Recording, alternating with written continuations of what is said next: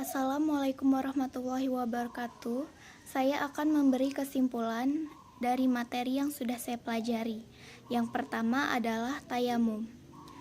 Tayamum adalah menyucikan diri tanpa menggunakan air dalam Islam, yaitu dengan menggunakan pasir atau debu.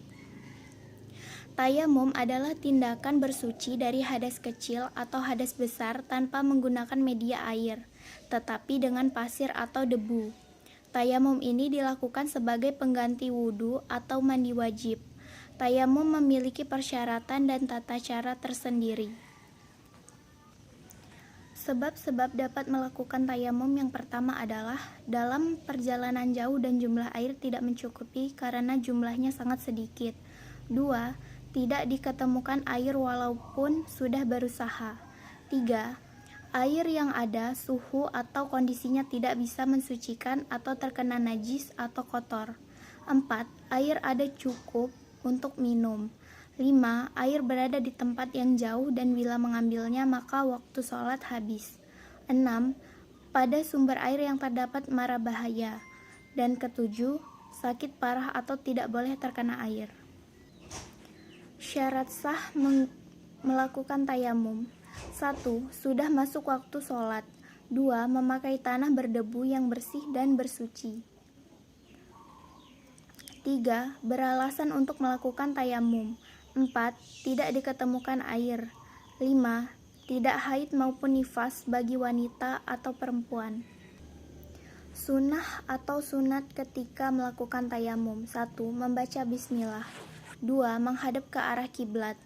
3. Membaca doa ketika selesai tayamum. 4. Mendahulukan kanan daripada kiri.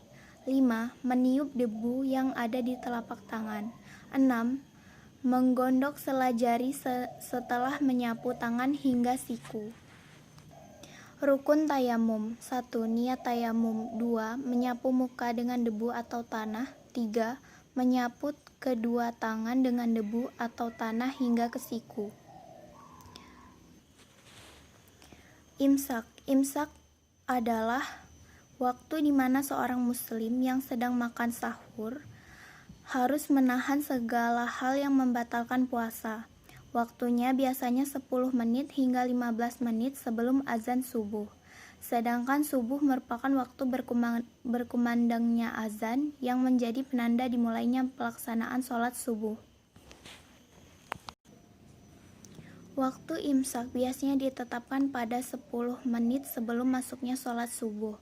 Hal ini dilakukan agar dalam rentang waktu itu segala sesuatu yang membatalkan puasa sudah dihentikan, termasuk makan dan minum. Dengan adanya waktu imsak yang biasanya ditetapkan 10 menit sebelum subuh, maka orang yang akan berpuasa akan lebih berhati-hati ketika mendekati waktu subuh. Di waktu 10 menit itu, ia akan segera menghentikan aktivitas sahurnya. Seperti untuk melakukan aktivitas menggosok gigi untuk membersihkan sisa-sisa makanan yang bisa membatalkan puasa, dan juga mandi serta persiapan lainnya untuk melaksanakan sholat subuh. Jadi, dapat disimpulkan bahwa imsak bukanlah waktu dimulainya puasa, akan tetapi sebagai bentuk kehati-hatian dalam memulai ibadah puasa.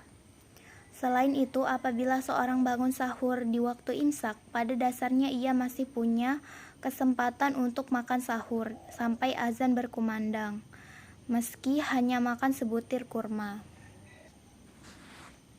Zakat.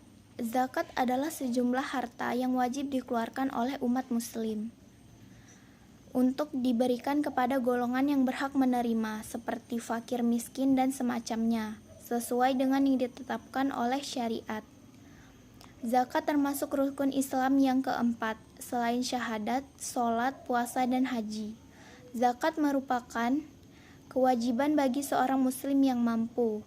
Dari sisi bahasa, zakat memiliki arti bersih, suci, berkat, subuh, dan berkembang. Zakat terbagi atas dua jenis, yakni zakat fitrah, zakat yang wajib dikeluarkan muslim menjelang Idul Fitri pada bulan suci Ramadan. Besar zakat ini setara dengan 3,5 liter atau 2,7 kg makanan pokok yang ada di daerah yang bersangkutan. Kedua, zakat mal atau harta. Zakat yang dikeluarkan seorang muslim yang mencakup hasil perniagaan pertanian, emas, dan perak. Masing-masing jenis memiliki perhitungannya sendiri-sendiri. Syarat harta yang wajib dizakati yaitu milik sepenuhnya, bertambah atau berkembang, cukup nisab, lebih dari kebutuhan pokok, bebas dari hutang, dan sudah berlalu 1 tahun. Nisab atau cara menghitung zakat mal 2,5% dikali jumlah harta yang tersimpan selama 1 tahun. Hukum zakat dalam Islam. Hukum zakat adalah wajib bagi setiap muslim yang mampu secara finansial dan telah mencapai batas minimal bayar zakat atau nisab. Bagi mereka yang mampu secara ekonomi, diwajibkan menyisihkan sebagian harta yang dimiliki untuk diberikan kepada orang-orang yang berhak menerimanya, baik melalui panitia zakat maupun distribusi sendiri. Berikut syarat-syarat seseorang yang wajib membayar zakat. 1. Islam. 2. Merdeka. 3. Berakal dan baligh. 4. Hartanya memenuhi nisab. Golongan penerima zakat. Mereka yang berhak menerima zakat menurut kaidah Islam dibagi menjadi 8 golongan, yaitu 1. Fakir, 2. Miskin, 3. Amil, 4. Mu'alaf, 5. Hamba sahaya, 6. Ghamirin, 7. Fisabilillah, dan 8. Ibnu Sabil.